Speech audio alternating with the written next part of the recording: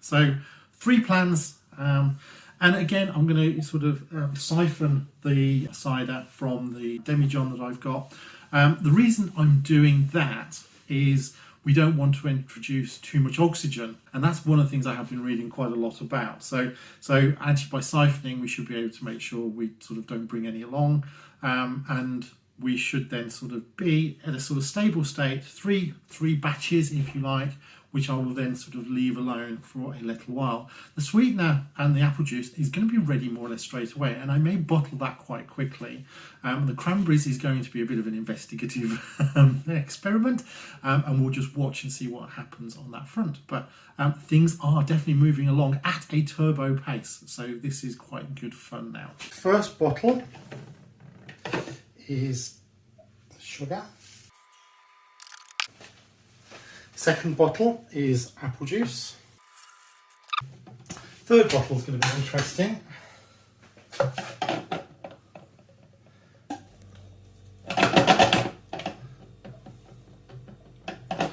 Yeah, I've saved you the pain of watching me trying to get cranberries into this bottle. I have found a new use for the straw for life, helping to get them through the funnel. It is working. Chopping them down did work. They are going through quite well. But yes, the advantage of a wide bottle, glass jar or similar in the future, definitely on my wish list. Okay, so that's it. That's the 3 bottles ready. So I'm going to change location and start transferring the cider into the bottles. How to stop bottles falling over while siphoning has reached the next level. This time I'm putting the bottles inside a jug, which is helping to hold them up. Each time it gets better.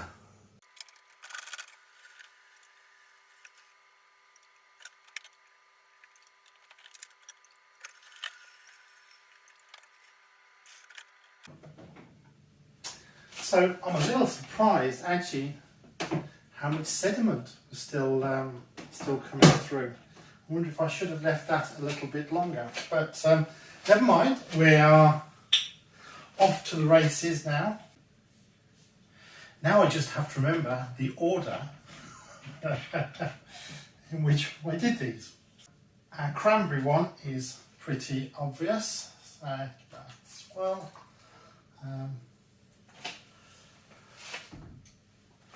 This one was our sugar one, and actually you can tell there's still the sugar there at the bottom, so I need to give this a little bit of a mix. I assume I can do the same with this one, in fact.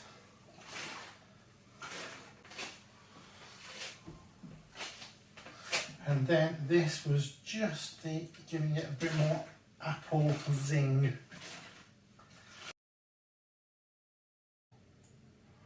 Still more sediment than I expected.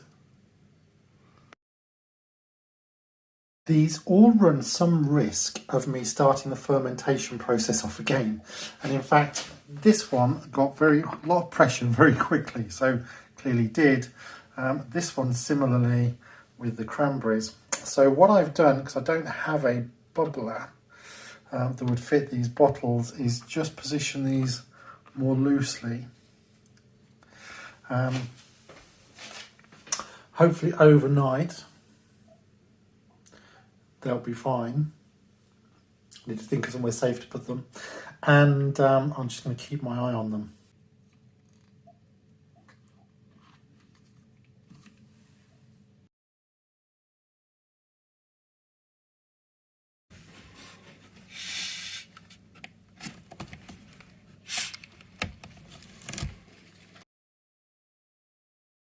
So the old turbo cranberries are still fermenting. I've been releasing the pressure on it.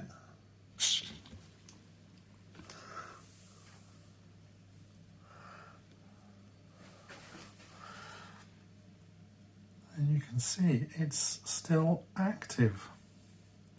So just keep an eye on it, I suppose.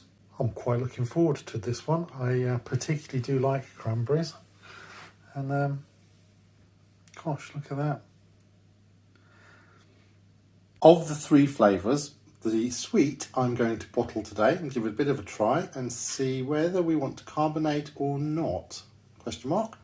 And as you can see, this has gone hard again since I've sort of tied it up last night, so it's still fermenting, but I'm going to re-rack this now into another bottle. Meanwhile, the one I topped up with just apple juice also continued to ferment a little, so I'm just waiting for that to clear a bit, perhaps leave that another couple of days, and then I was probably ready to bottle too.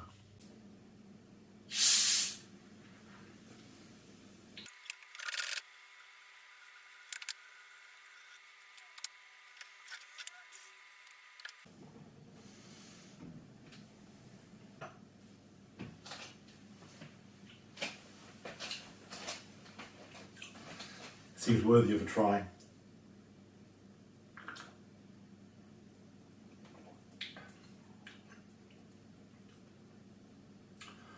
All you can taste is the alcohol.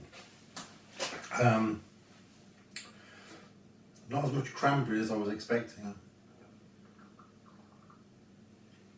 but that is really strong.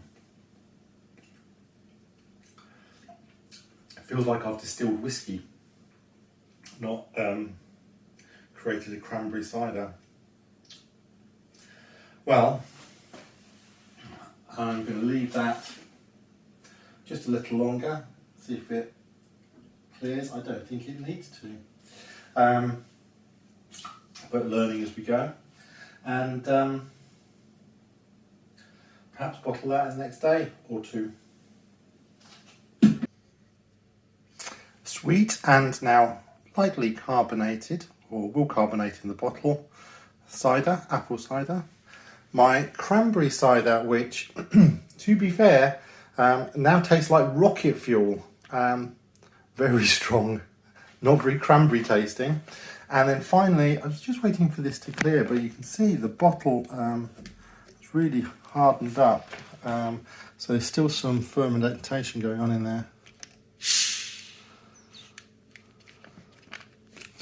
And I wonder if I can just bottle that and use the fermentation for carbonation. Is that how it works? I think so, logically. So by bottling it, it'll force the carbonation into the cider. So yes, I think these two are probably next for bottling. Need to try and work out how much I've actually got of that cranberry, perhaps two smaller bottles. These are 5 and 750ml bottles that I have. So yeah, so far, so good.